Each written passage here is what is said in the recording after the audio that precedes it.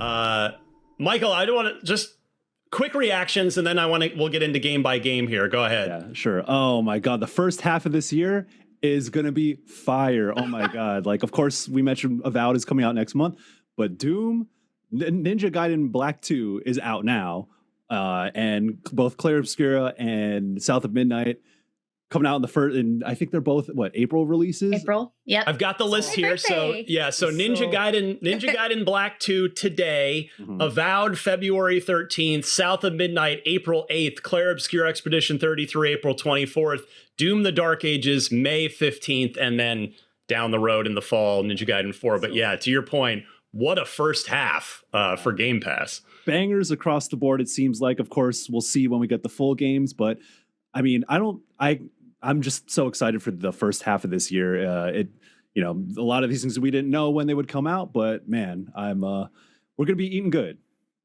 Miranda, your immediate reactions to this? I've just been taking so many notes. Like, I have a bunch of notepads and stuff. I'm like, oh my God, we're about to be so busy.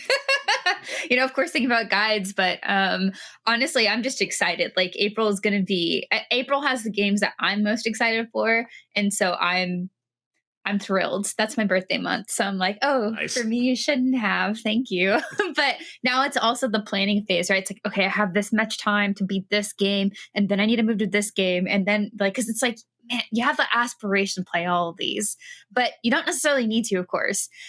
I don't know. This entire showcase just made me feel like a little bit more confident, and that they understand that they need variety in their games. Like, we need to make sure we're showcasing games that offer a lot to different kinds of players on Xbox. And I felt like we really got that here today. And of course, there's more. There's always more. But for this first half of the year, it's pretty sick. Well, speaking of gifts, I couldn't help but feel like, very selfishly in a I'm the main character kind of way, if I allow myself that for a moment, that Phil Spencer went and made this deal with Tecmo and with Platinum Games, specifically for me. I've been crying out for a new Ninja Gaiden for so long. I'm, of course, one of many, many fans of Ninja Gaiden who've been waiting for the series to return for so long. And to get not just, I mean, it would have been great if it was just Ninja Gaiden 4, of this team up, this new game between it's Platinum and it's Team Ninja. But then to follow that with Ninja Gaiden Black 2 as a modern release done in Unreal Engine and supposedly out today. I was checking right before we went on the air. I'm like, can I start downloading this yet? And I didn't quite see it posted yet, but I'm sure probably by the time this episode is done, we will be able to access it. So I've got Ninja Gaiden 1 Black running behind me, which, by the way, it still looks pretty good for being now, by the way, this game turns 20 years old. The core, not Black itself, but Ninja Gaiden turns 20 this year. But yeah, Ninja Gaiden 4 is certainly where I want to start here. This is something that I'd almost kind of given up on, because there was just no word of Team Ninja doing it. And to their credit, like, they've been making successful games. Like, they've pivoted to Souls-likes, right? With Nier and with Stranger Paradise. Yes, the one from that was on Game Pass. Neo, like, are you thinking of the Neo games? Thank you, Neo. Yes, and then there's now that we're live, I'm like completely blanking out. Of course, there was one at the beginning of last year, I think, that was very good. The commenters are all like yelling at the screen right now. But anyway, they've been making Souls-likes. And they've been doing a really good job of it. And so I kind of thought, well, it seems like the Ninja Gaiden train has moved on. The market wants Souls-likes. They're big right now. But they've partnered with Platinum. And if you're going to partner with somebody outside of Team Ninja's own walls, you could do a lot worse than Platinum Games. This on paper seems like a great matchup. And Michael, I know you and I were talking we were all talking during the reveal, but we were both surprised at how much gameplay they showed. I kind of thought if when this announcement became obvious that it was just going to be a CG trailer and I would still be happy, but we got a ton of gameplay. Yeah, that's cool to see, because it is coming out this year. It's always nice to be surprised, and the amount that they were showing, like, oh, this is far along, and it seems like they're confident in showing what they got. And, it's like a super fast action. Of course, that's what you want to see. A cinematic trailer isn't exactly what you want to be showing with this kind of game. But I look at this and it seems like a winning formula. I mean, Team Ninja has been cooking. Like Rise of Ronin was more Souls-like, and then like Yes. Wolong. Wolong, that was the one I was trying to think of. Yeah, and then Neo, and then it kind of, they could still do that fast, that hard action style still, because like, man, when someone in the comments from the last episode of Unlocked mentioned Ninja Gaiden, and then something clicked. So shouts out to you, but something clicked in my mind. Like, yeah, that would make perfect sense. And the whole time we were watching, or like the first time it went on screen and we saw some action before they revealed like the Platinum splash screen, I'm like, perfect, that makes sense. Now, you never know what you're going to get out of Platinum 2. And in recent months, I guess, in recent years, they've been through a lot of stuff. I mean, yeah. If you go back to E3 2021, I was on stage yelling about how Babylon's Fall is going to be Game of the Year material, and that was before I knew what that game was. So relax, give me some leeway there. And if this is a banger, which I have confidence it very much could be, I think this is a W that also Platinum needs in their repertoire, I guess. So, but yeah, Team Ninja's been cooking. It's nice to see Platinum involved, and it's just nice to see Ninja Gaiden showing off at this level. It's been a very long time, and Ninja Gaiden Black on Xbox was a tremendous game. I liked it a lot, but like you said, it's gone quiet. I mean, Ninja Gaiden 3, a lot of people feel some type of way about it, but yeah, and Ninja Gaiden 2, but they're cooking with this, I think. Now, Miranda, you were saying that you're going to be new to Ninja Gaiden. What did this trailer do for you, if anything? I said, wow, that looks cool. That's what it was. Actually, I really like the story introduction that they had. And I think that's what actually gripped me first. It's like, oh yeah, there's this big dragon that died over the city. And now in its own little bit of revenge, it's raining constantly. And the city is just slowly crumbling because of the rain. And I was like, well, I love that for this dragon, which I know you're not supposed to, but I do. So that was kind of my first take. Was like, wow, that's actually really cool. Even though it is the fourth game, they've made it very obvious, like introducing a new character. Anytime you do that as a lead, you know that they're trying to be like, hey, new people, look at this guy that you can be that nobody knows yet. So you can also come in and enjoy this. So that was kind of my big takeaway. And also like I have been meaning to play it. Ninja Gaiden, I think since forever ago when you guys were talking about it on Unlocked, like a while back, I was like, oh yeah, that's something I gotta do at some point. And now it's the perfect time because I have 2 games to play for Ninja Gaiden, but many others. So I think maybe I just start with 2 Black and just kind of see how things are, get to know Ryu a little bit, and then wait to finish it maybe after I play this one and see how things go there. But overall, it looks really cool. And to Michael's point, with Platinum being involved, it's always that weird thing. We were just saying while we were watching this too. It's like, is this the good Platinum or the other Platinum? So, and I think it's pretty easy to tell when it's the good Platinum or not. And as you said, like they were really confident in showing a lot of gameplay here. And I think it's a bit easy to tell that it's probably going to be the good Platinum. So I'm stoked. This game looks awesome. I got nothing but good vibes from this. Obviously, we don't know till we actually play it and feel, how the gameplay systems are, and the camera was always a bugaboo with the Ninja Gaiden games. But yeah, this certainly looks, and it's got the speed, it's got the style, and I just I still can't believe I was practically ready to be coming on the air, like breathing into a paper bag heavily. But yeah, I feel like that Phil Spencer has probably he's had this in his back pocket for a while, because this game's been in development for a while, which is why they showed so much. And then why they said it's out in fall 2025. So he's just been that clever guy, has just been biding his time until, I could mention this at Showcase. No, this was the right move, where it's the surprise headliner of a smaller show like this. And in fact, I thought South of Midnight looked pretty good. Well, we're going to talk about it. Obviously, we've got plenty of time, but I felt a little bad for South of Midnight having to follow this. Yeah. Like the fact that they opened with the surprise game and then it was this. And not only was it Ninja Gaiden 4, but it was also Ninja Gaiden 2 Black.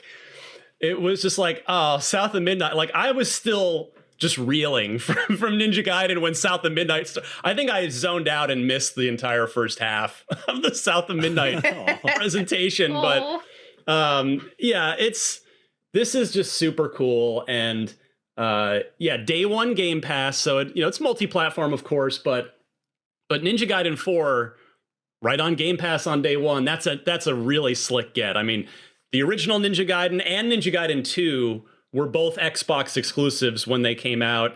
3 went multi-platform. So this is, I guess, as close to an exclusive as we're going to get in the modern Xbox era of how Microsoft wants to handle their games these days, although this isn't their game. But hey, I'm not complaining if it's day one on Game Pass, and I want more people to play this game. I mean, I'll be curious how many people watching this maybe are too young to have played Ninja Gaiden 1 or even 2 on the 360 that will dip in and go download Ninja Gaiden 2 Black today and see what they think of it. That's as soon as this is over, that's exactly what I'm going to be doing, dusting off my skills. I reviewed Ninja Gaiden 2 for Official Xbox Magazine when I worked there back in the day, gave it a 9 and a 10. That was after, of course, playing and falling in love with the first one. And 2 is awesome. I would say it's probably generally agreed upon that it's not as good as 1. 1 is, and specifically Ninja Gaiden Black is, Michael, would you agree, is probably still the gold standard for high-speed skill-based character action games? Is that still fair to say? I mean, I would say that it still holds up. Like if you boot up that game now, which you can, I think you'll play it and feel like, the time, like action games have evolved since then, but there's something about the way Ninja Gaiden just like kind of really nailed exactly what it was going for. You could play it today and you would, that game is so hard to like, well, I played it when I was like a dumbass kid, but like maybe I can hold my own now, but like that is a very, very good game that has aged really well, I in my opinion. So yeah, I mean, I think the thing too is that, the Ninja Gaiden 4 is definitely taking a lot of cues from what we've seen in action games recently, like Bayonettas, like the Devil May Cries, because those franchises have kind of evolved too.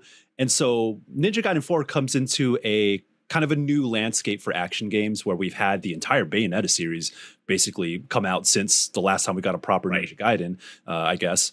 And, we saw DMC 5 years ago kind of be the new gold standard for these hard action, stylish action games. So it feels like Ninja Gaiden 4 is looking at, like Team Ninja looked at all those games and said, all right, how can we take some of the best ideas from those and then implement them for a new Ninja Gaiden? So in a way, like it still feels like this is true to the series, but it is also recognizing that the genre has evolved since then.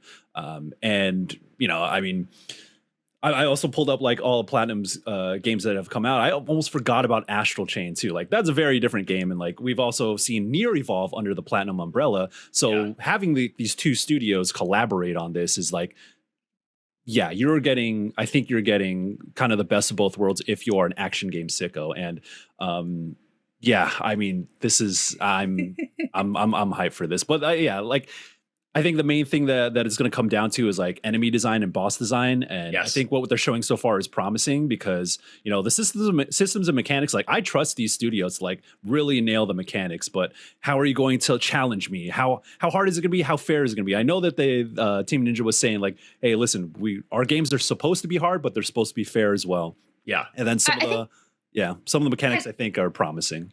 Yeah, to that point, I was going to say, I was really impressed by how they went the overview of the different play styles, or I guess like the fighting styles that you'll build for it. And of course, you also have 2 characters. It does seem like you're going to be playing the new one a little bit more, potentially only, except for certain sections. But I think that still provides them a bit more leeway to develop different styles of action that maybe weren't included in the previous games. So sure, yeah, it's cool. Yeah, it's really cool to see a new protagonist. I really like his hair.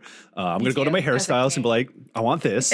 But yeah, so you have a new protagonist, Yakumo, but Ryu Hayabusa is still involved in it. So I like the idea of like, hey, you have this new protagonist and you're kind of butting heads with the legend of the series. And then like, I'm almost expecting like how you like might be funneled playing between the two characters. So you kind of get a little bit of the new, a little bit of the old, and I just love those moments. I expect like callbacks and references to old Ninja Gaiden, and the fact that Ryu is involved, and there's kind of, it feels like almost, you know, like it's been so long, so they're trying to create like a new avenue for people to get into it, and having a new protagonist and still recognizing that Ryu is the legend of Ninja Gaiden.